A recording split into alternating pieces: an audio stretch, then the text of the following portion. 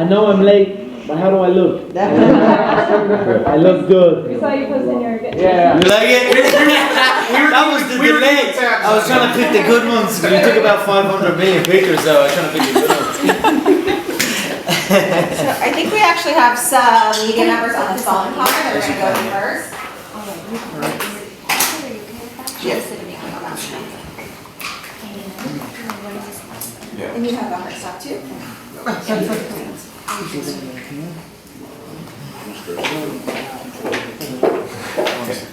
can maybe sit there for a second. If you want to move now.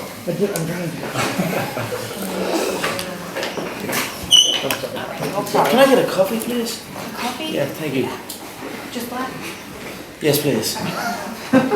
So. Gus, Ryan, or Ian Morris, we still have you on the line? Welcome to my office. So I don't know if we've lost the people. You guys might want to actually get started, and if they're still on the line, they can jump in with questions.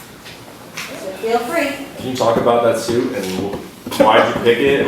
Why is it nice?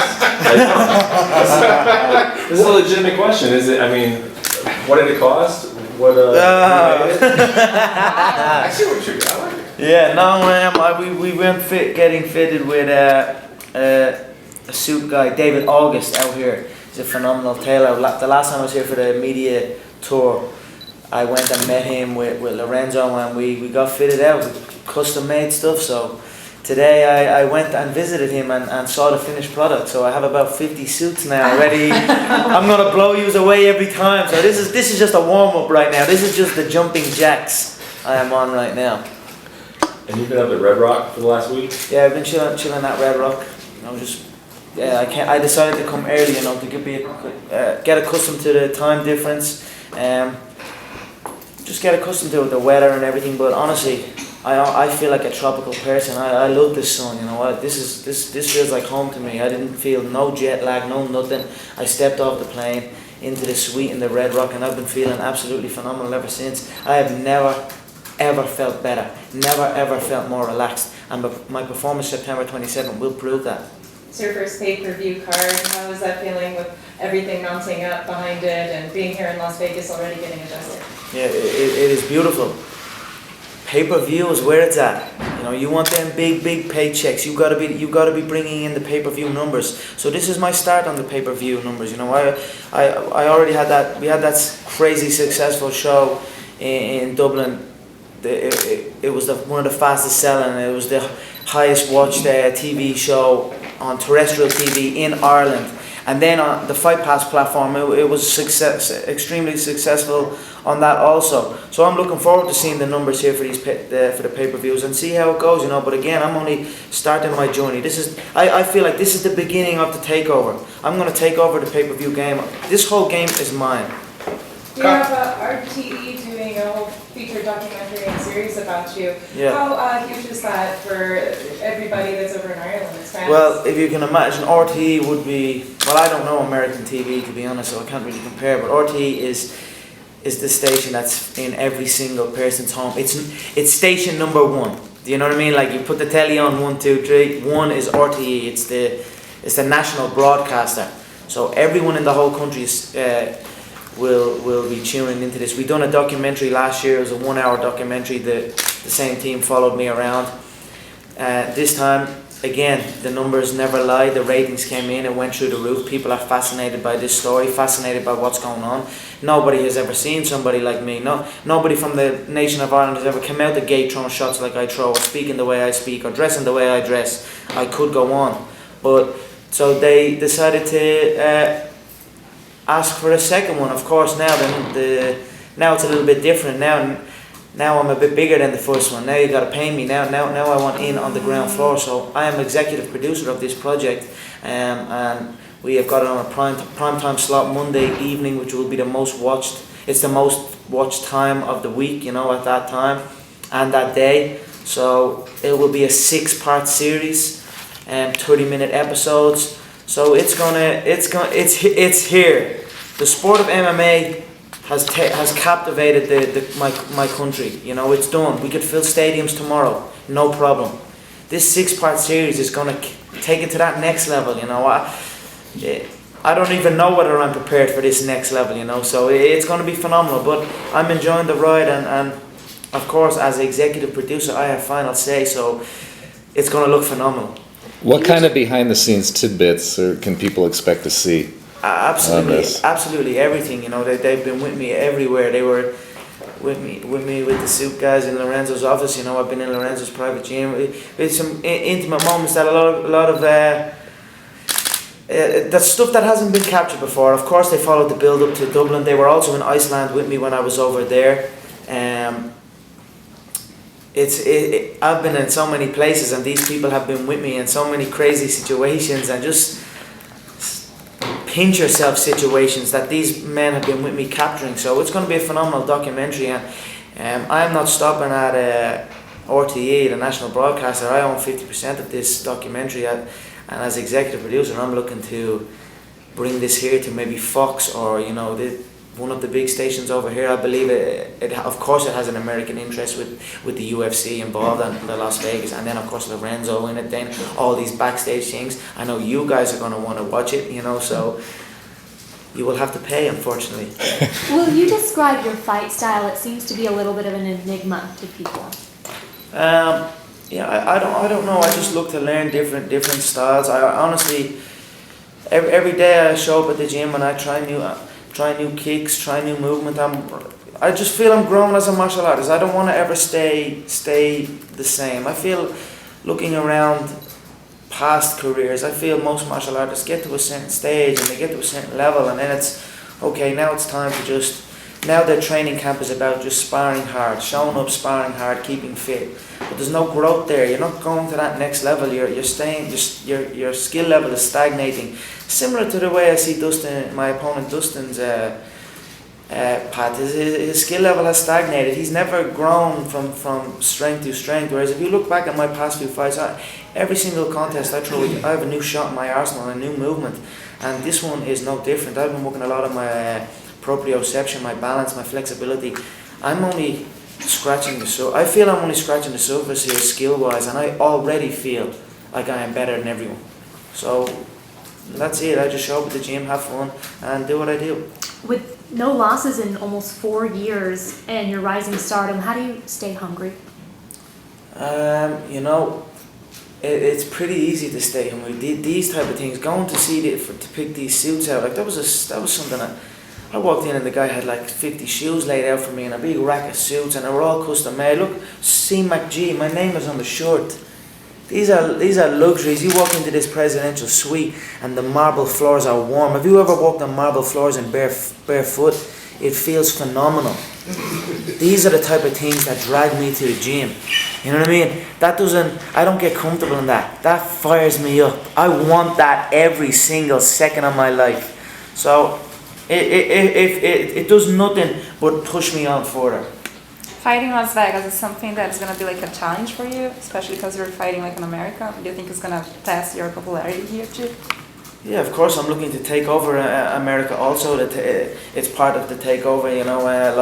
It's a new audience, Las Vegas for me, and of course every combat athlete dreams of fighting in Las Vegas. So it's a dream come true for me. As far as fighting in America, I believe it's perfect. I have a lot of Irish people coming over to support me. Then you've got the Irish American heritage, which is really, really strong over here, as I'm sure you all know. And then you've got the Americans who are going to be supporting their hometown boy. So put all that into the mix. You've got the Americans supporting their hometown boy, the Irish Americans and the Irish supporting me. It's going to be a crazy, crazy atmosphere in there on fight night. It's going to be the best atmosphere of the night, without doubt. A lot of people say that you ride the line between being charismatic and maybe a little bit too overzealous with some things. But do you feel like that your personality has come along for the UFC just at the right time? Filling a void, so to speak? Yeah, I don't know about that. You know, I'm just doing my own thing. I speak like this all the time. This is who I am. This is who I always was. You know, so. If there's a void that is to be filled, well, I'm going to cram in there and fill that motherfucker, you know what I mean? And that's great. I mean, it's great for me, you know, so, yeah. You talked about nerves, lack thereof, talked about coming into this feeling incredibly comfortable, feeling calm. Isn't there a sense of danger with that, right? They say you want a little bit of nerves heading into a fight. You want to be a little uncomfortable. So is there any worry that you're maybe a little too comfortable, the suits, the lead up to this fight? No, not really, because ultimately it is an uncomfortable situation. If you think about it, for 99.9% of people, it's an uncomfortable situation. But I am comfortable in the uncomfortable, and that is what I'm getting across. To be comfortable, that is what perfection is about. That is what getting to a high level is about. To be comfortable in the uncomfortable, and that is what I am. I feel truly comfortable in. Look at me, I'm here. I'm only a little kid from Dublin, Ireland, and there's 50 EUs from. I don't know where the fuck any of you guys are from, but you all have cameras in my face, and you know what I mean. Here we are just talking. So I don't know why I am like that, and I don't know why other people are not like that, but. Thankfully, I am like that. I am comfortable in the uncomfortable. Can you talk about, when we talked on Media Day, I asked you if something were to happen to Chad or Jose, come off a win, would you be ready to step in? 100%. On short notice? You're damn right I'll be ready. I stay ready. It's my logo. You can go to dethrone.com and I have a line of Stay Ready hot pants.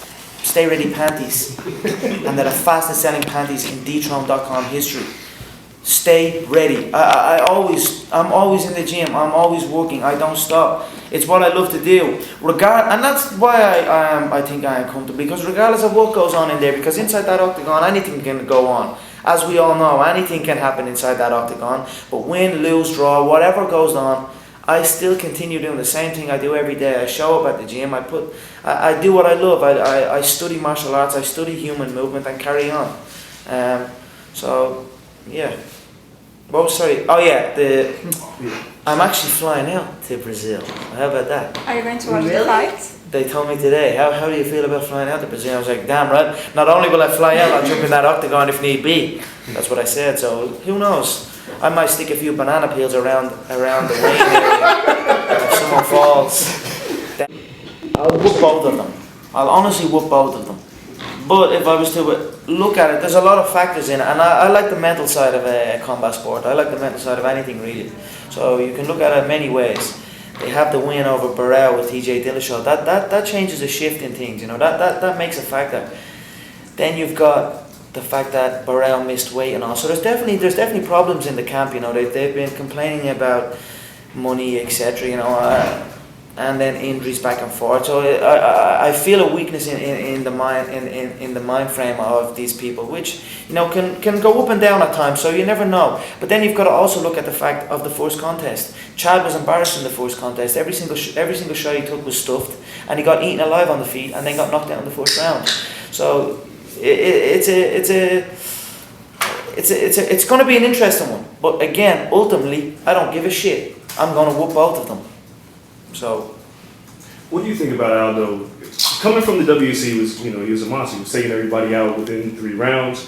Now some of his fights are going a little bit longer. Do you think he's starting to defend the title more than attack people just trying to secure it, or do you think the competition steps up for him? I don't think it's anything got to do with that. I just think it's got to do with what I spoke of earlier. So many martial artists get into a situation where they stay the same. They get to a level, and then it's maintain. It's about maintenance. You know what I mean? Bring guys in, spar hard, stay fit. But you're not growing to that next level. You're not experimenting with new shots.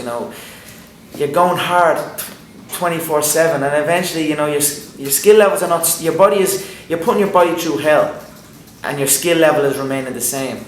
And eventually, over time, through battles in the gym, battles in the octagon, it starts to take its toll. And that is what I believe has happened. Again, I'm only scratching the surface on all this. I only feel like I'm learning all this myself. And that's why I think I'm a step ahead of these people. So we will see. But again, this is my second fight back after ACL surgery. You have to remember that. I'm not even a year over ACL surgery. That fight with Diego Brandao was not even fully me, I don't think. If I was to judge it, it would probably be one of my worst performances, to be honest. So now my balance is there. Now my flexibility is there. Now everything is just clicking back, even to that next level. I have so many shots in my book. I could write a trilogy. So you feel you're at 100% right now, where the Brandao fight, you felt 90, 80%? No, I felt 100% at the Brandao fight, but I felt 100% 5 years ago I felt like I was the shit. No one could touch me. And all I had was a mean left hook that could put a horse to sleep. But looking back at it now, I'm like, geez, I was actually a bit shit back then. But thankfully I didn't know it. You know what I mean? I'm the same now, I'm 100% now. But again, I'm just aware that there's no limit to this, I think, maybe. But your knee, you would say, was not quite 100%. Now that you're on it now, and you said you can feel a little bit more flexibility. The knee wasn't quite like that. No, just like I've improved it. You know what I mean? Not that it wasn't where it was before. I've just grown. I've been working a lot on my flexibility. I've been working a lot on my dexterity with the kicks. I'm able to put my foot right in the cage there. You know what I mean? These are things that take time to work on, and I've just been working on them over time, and I feel like I'm just keep climbing to that next level. I said to my coach after the Diego Brandao fight, because we analysed every single bit of that fight together, we picked a million different mistakes and a million different other ways we should have approached it, you know. And then the Dustin Poirier fight presented itself, and I spoke to my coach and I said, watch now, we're going to go to the next level here. And I feel we are at that next level, but the levels don't end. The levels continue. Training over at SBG with some of the new people that are in the UFC, such as like Gunnar Nelson, that maybe not everyone's familiar with, or with Alpindred. How does that help push you? 100%. I mean, think about it. My main partners are welterweights. Gunny's a light, fast welterweight, but again, his kicks, his punching, his karate style, he's very elusive, and his jiu-jitsu, he's the best jiu-jitsu in the UFC, bar none.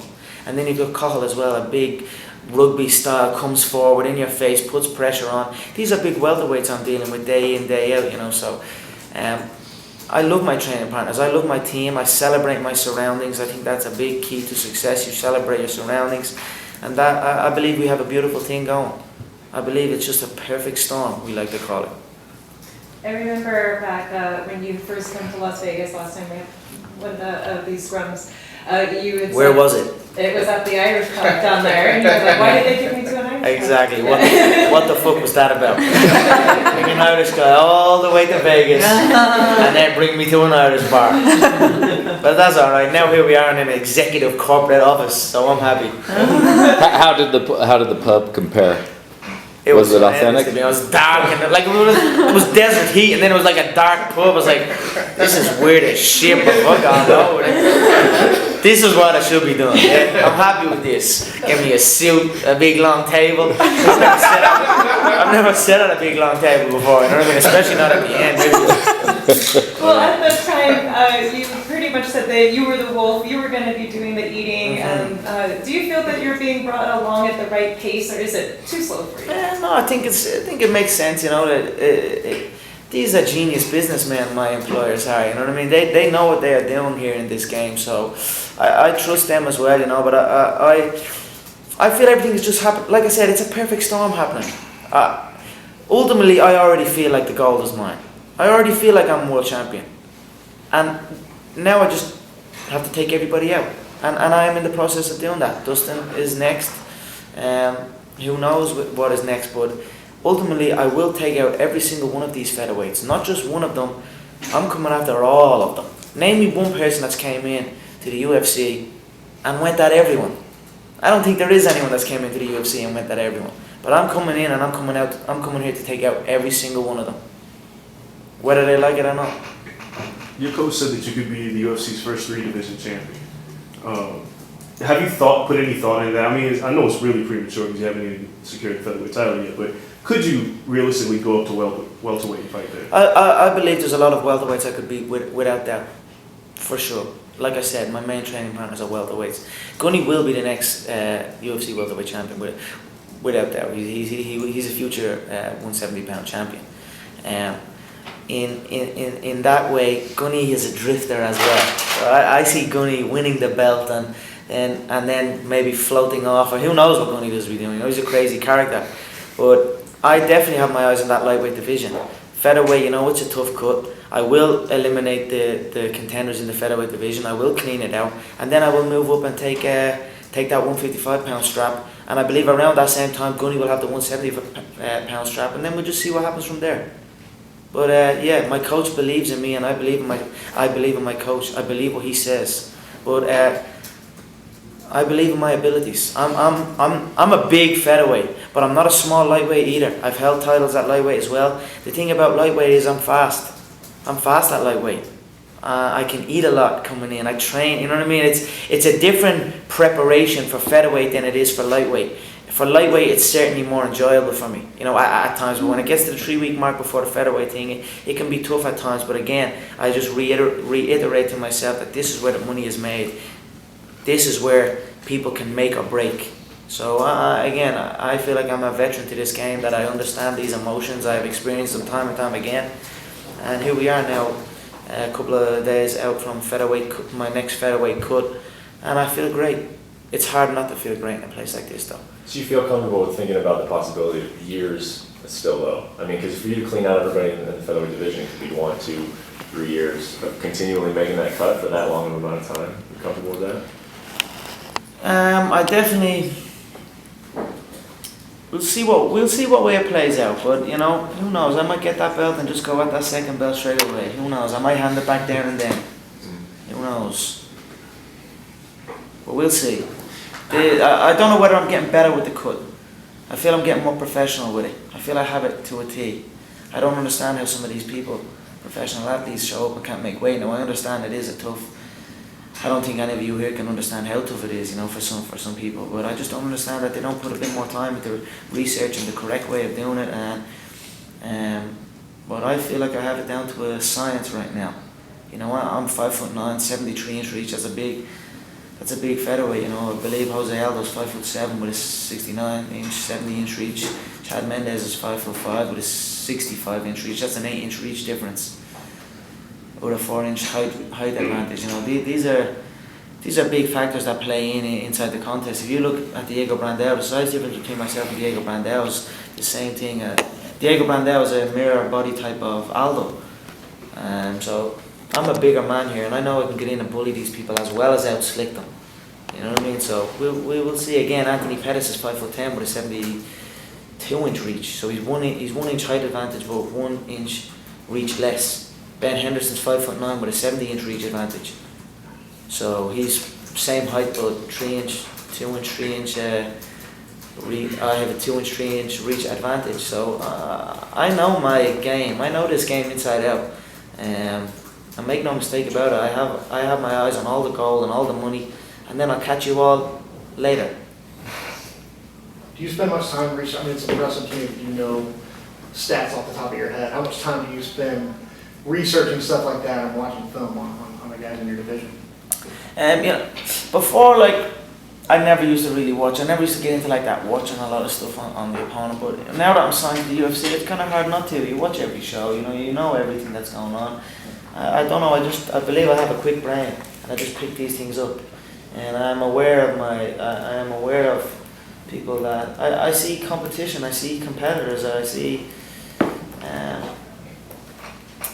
my competitors, you know, and I just take note of things. You know, I don't sit and study and stare. It just clicks to me for some reason. I don't know why. You know, I wouldn't sit and obsess about nobody. I wouldn't like watch no interview. You know what I mean? It just comes to me without trying, if that makes sense. How much of your game do you think is mental versus physical? If you're able to recall that kind of information, how much of an advantage does that give you? It's probably 100% mental. I believe people say it's like 90% mental, 10% physical. I just think it's 100% mental. I think everything is an illusion. You know, the mind is what creates these things. You know, it's just the mind creates the shot. I have visualized these shots landing crisp every time, and I've been predicting what way it's going to go. I just have them crystal clear in my head, and it just comes true. So I don't know. I believe it's 100% mental, and I have a mind different than these other my other competitors. When you were young, did you visualize all this, all the fame and the money, the suits, and all that? How long have you wanted all that? I'm not gonna hurt it. Only measure. Have you got it? Yeah, you want to pull it out underneath? I need to leave. I apologize. That's my fault. I was late. You were late. I give you a few. I have to I give you a few dingers there. Yes, you surely gave me you'll get a few plenty, hits. Don't worry, plenty. you'll get a few hits. I appreciate it, thank you. What was it? What were we talking about? How long, you talk about visualizing the fight, how long have you visualized your life, right? That you have right Yeah, now? I'll tell you what. Growing up as a kid in Ireland, football is important. Soccer, usual call. Are you a fan? Not funny enough, not anymore. But I don't know what I was. I was a fan because it's just you grow up into these things. It's kind of forced on you, like the way American football is forced on you, and baseball and all these other crap sports that not outside the world. They're forced on you, kind of thing, you know. So I was into that. And I used to. What I used to do was run outside when I was like 8 years old. And I used to put my football kit on, shin pads, socks, football boots, football jersey, the shorts, and I'd run out on the field on my own and kick the ball against the wall, and I'd run off celebrating. I'm just a kid in a field kicking a ball against the wall, and I'd visualize a football stadium screaming my name and cheering for me. Now, that is, when I think back at that, that's weird to me because that's what is happening right now. You know what I mean? Although it was in a different, it was a football thing, but it was still the same thing. You know what I mean? Eventually, as I grew up, then I realized this football's a bit shit. I'd rather be able to whoop somebody's ass, you know. And now, of course, situations arose where I needed to be able to handle myself, and when conflict happens, or you get, you know, fights happen, and that took over my mind frame. But ultimately, there's still the same thoughts of big screaming football stadiums or big stadiums. They were always in my head from a little kid. So yeah, I suppose I visualized it, and you know, I think I'm getting better at it. You know, you grow every time through wins, through losses, through everything. I've just gotten better at every stage, and right now I just feel like everything is just clicking for me right now. And again, I'm only warming up. Who are your club growing up? Who do you support? I support Manchester United growing up. Again, it was forced onto me. You know, right now I didn't even name a Manchester United football player now. In Ireland and the UK, it's huge football. You'll jump into a taxi or be like, did you see the game yesterday? No, I didn't see the game. To be honest, you know, I don't watch the game. You know, but that makes you pretty rare, right? I mean, like. Yeah, 100%. Yeah, you know, it is big. But again, I think each to their own. Obviously, you know, it's an athletic sport, and I respect athleticism, and I respect speed, power, agility, all of these things. That's the type of thing I respect, but everyone is on, each to their own. But I think in order to be to reach true the high pinnacle of your game, of your love, of your passion, everything else must not exist. And that is the way it is for me. It does not exist. Outside of observing the movement of it, I don't know the name, I don't know you know what I mean, that type of thing. So, if it doesn't involve fighting, if it doesn't involve movement, if it doesn't involve martial arts, if it doesn't involve health and nutrition, I haven't a clue about it. Well, if it involves style, I have one other love. I have two loves. You mentioned... But they kind of go hand in hand at the minute, it seems, thankfully. You mentioned as a kid, your love, you idolized soccer, but then as you progressed in life, when did you become a fighter in life? When did you become a fighter as a profession, would you say? I don't know. Growing up where I grew up, you know, it's a tough neighborhood. It's known for gangland activity, and so it was a tough area where I grew up. You know, you just had to be able to defend yourself. There was two things that were really important when I was a kid. Could you play football and could you fight? And at that time I could play football. You know what I mean?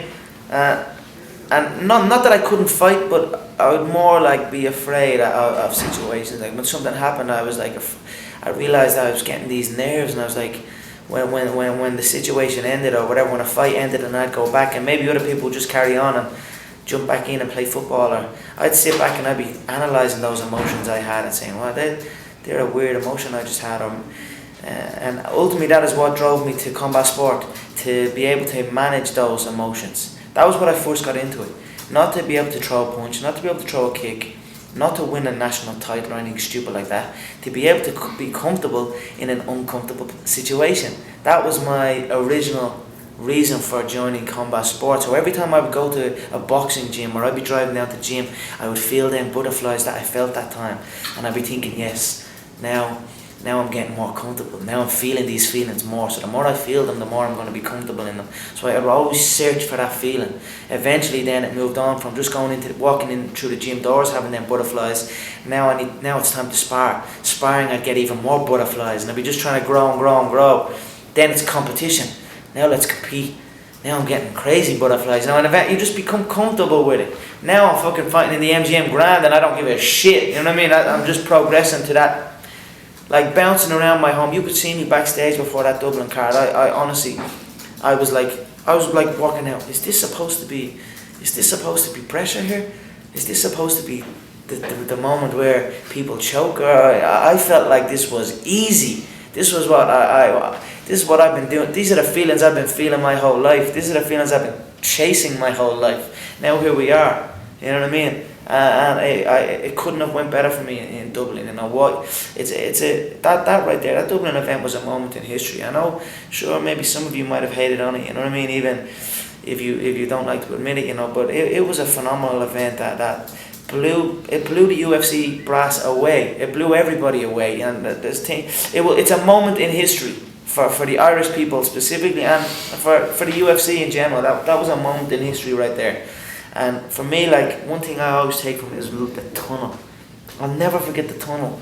It was dark, and there was like people coming over the side of it, and then I could see like a barrier of people in front. So all I could see was people hanging over and people hanging over in the front, and then it was beer dripping down. There was like a line of beer dripping down, and I walk in barefoot every time. So I'm just walking through this beer-soaked dark alley, and there's people screaming, and I'm like, this is what it's about. This is what I was put here to do, and I felt great. I don't know why. I don't know why I am like that. I suppose all of these things combined, doing these things as a kid and feeling these emotions, have just kind of led me to get to that better stage. But again, there is no limit to this. I'm just going to keep on going until I don't know when I can stop. I don't. Do you think that gives you an advantage, having that, and not the analytical approach, but having the comfort of a child, you know, you wanting the adoration from the crowd, you know, battling your nerves? I mean, I don't know how many fighters actually take that head-on approach, like, okay, this makes me uncomfortable. Now I'm speaking to you people, you're asking these questions, and I was kind of that's why I kind of like doing these things. Cause it's a good therapy session. Yeah, I just feel like a bit like a therapy session. But yeah, so I'm sure it definitely it helps me, because, you know, there's world champions in the gym. You know, I can get my ass whooped in the gym. You know, you get your ass whooped in the gym every day. There's people that can, like I said, world champions in the gym. But when the lights go down, when it's time to do the business, when it's time to make that walk, not everyone can do it. There's a small select few, and I believe my set of circumstances have allowed me to become special in that situation. It sounds like you're able to live in the moment, where like you're describing each of the feelings that you were experiencing. Yeah, there's some food for you. I'm couldn't wait. I asked for the chicken salad with a little bit of avocado. I know, that's what we ordered. And some greens. A big cheesy ham sandwich. How important? Hold on, I bring Lorenzo. You want steak instead? Sorry, go ahead. Have you always been like that? Is it like living in the moment? How important is that? And do you think that's why maybe you pick up some things on your opponents by the mental clarity? I've said this before. I believe I can read the mind better than I can read the movement, and that just helps me definitely 100%. How do you do that? A look in the eyes? I don't know. Just like Bruce Lee said, know yourself to know others. You know what I mean? Know yourself to know others, and I know myself truly, because I've been, like I said, from a kid with these feelings and battling these things. You know, not battling, conquering these things. So I just feel I'm able to know what's going through a man's head. You know, if you want to know what way a man feels, listen to his words. You know, that's an easy teller right there. But then you can go deeper and look at his eyes, look at his body language, look at his posture, look at his approach. Look at his approach when you're there, and look at his approach when you're not there. Well, you're talking about it too with your fighting, that, you know, the staying stagnant part. right? That's a big thing you see with other fighters. It seems to me that since a young age, you've just been on kind of like, and not even fighting aside, you've been on a quest for improvement. Why am I feeling these emotions? Why am I doing this? Analyzing yourself, like you said, to better know the world around you, I guess. Know yourself to know others.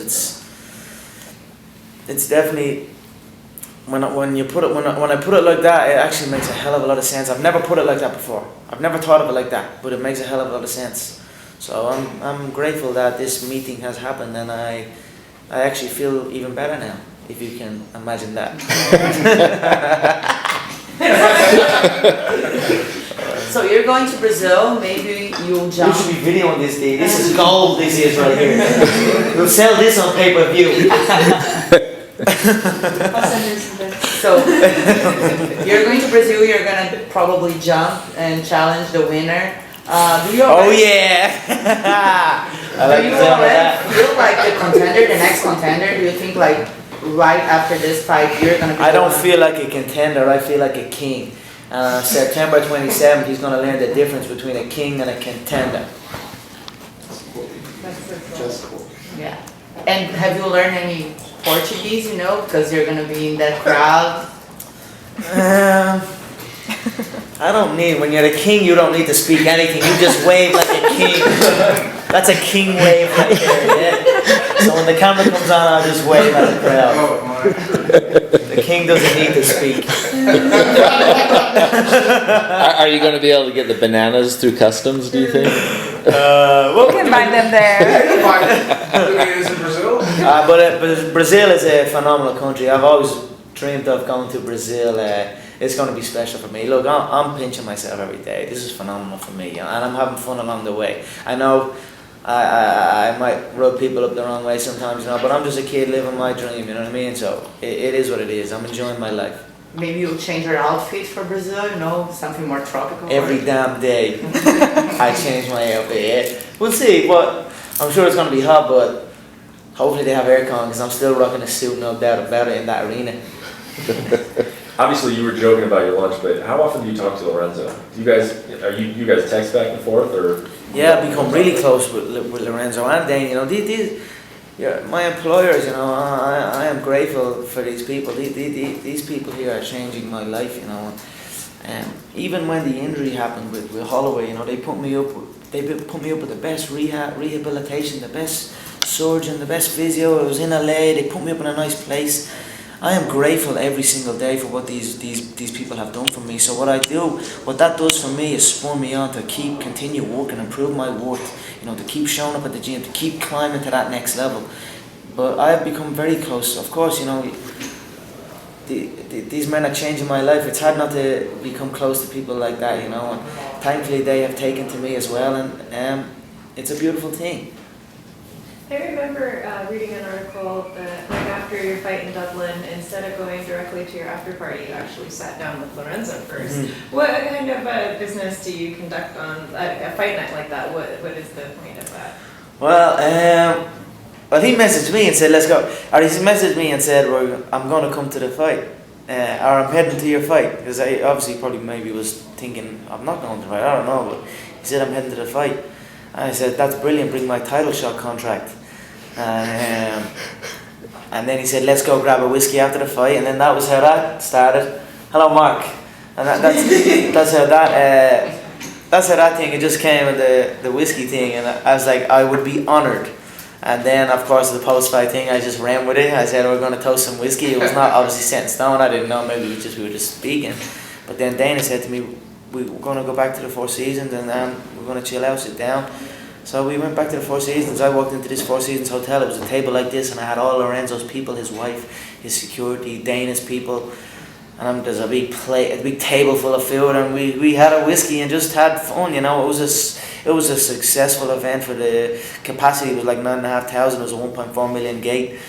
It was, like I said, highest watch Fight Pass. You know, the numbers for Fight Pass jumped through the roof. It was just a success all around. So we sat down at the table, ate some food, toasted some whiskey, and celebrated success. And then, of course, at the same time, Dustin was speaking on Twitter, you know. Dustin came up and said, let's do Dustin, let's go Vegas. And now here we are. It all, like I said, a perfect storm. But it was a fun night we had in Dublin. They were floating around. They loved Dublin, Ireland. They were drinking Guinness, going to different bars, and it was phenomenal to see that for us Irish people. You know, to see the strong Irish heritage that the American people have and how much they love our country. For me personally, that fills me with joy. You know what I mean? So, and I could see it on fight week when I'm cutting weight, and I could see Lorenzo and Dana walking around. They're like little kids, happy little kids walking around. You know, so it was perfect. But we had a good time over there, and I got a lot closer to them there after the Dublin fight. I've been close ever since. I constantly keep in touch. You know, I let them know things, and we speak. But ultimately, at the end of the day, let's not be mistaken. It's business. It's business related.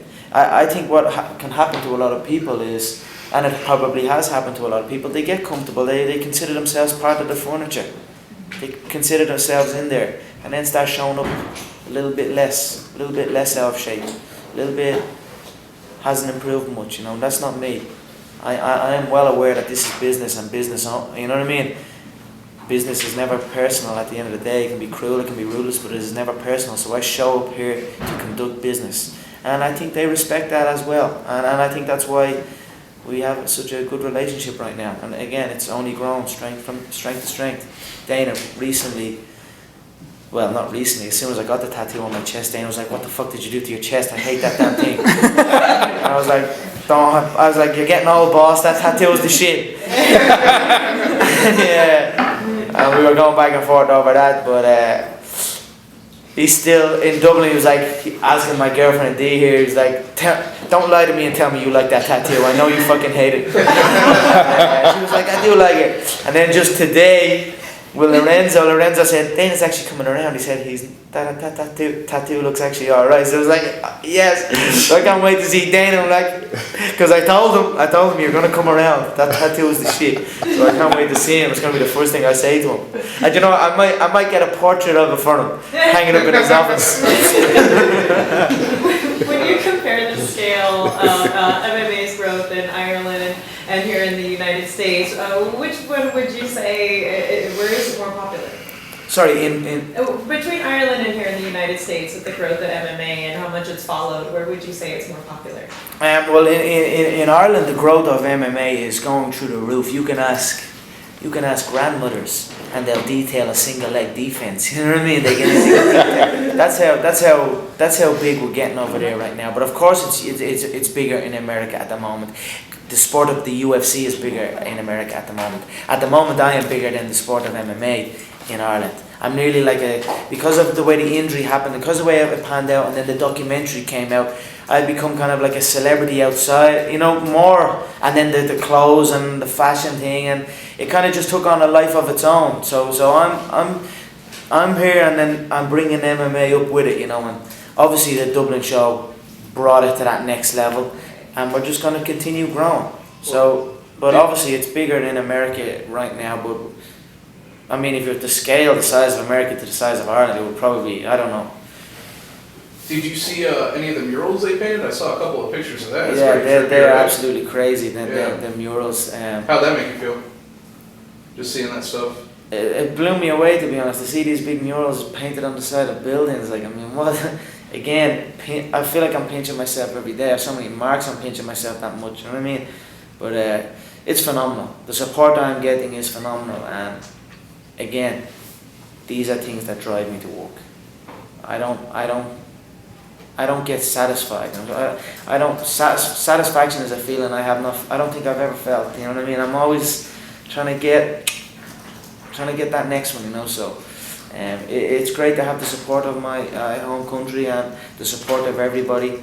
But ultimately, this is from my team. This is from my small circle of people I'm doing this for. You know, I want to secure my family's future. I want to secure my own future, and I'm in the process of doing that.